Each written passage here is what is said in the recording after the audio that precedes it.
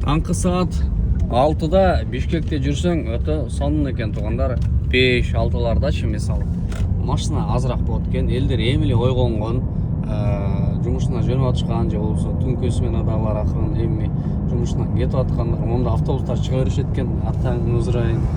Буларга сигнал да бере албайсыңдар.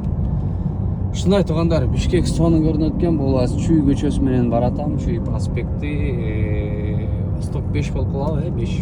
Мен өтө деле Бишкекти жакшы биле бербейм, бирок могул жерлерге убагында келгем эсимде. Колодкалар келип калыптыр.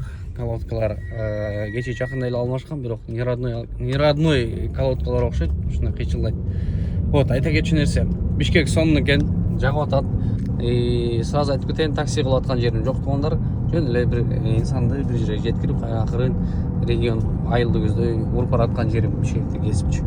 Вот, короче, ошон үчүн момент меселер менен бөлүшүп коеюн деп эле жаткан жерим. Заодно бир аз кичине көрүп алгыла Бишкекти.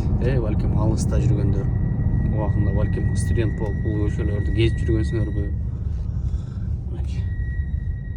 Сонун,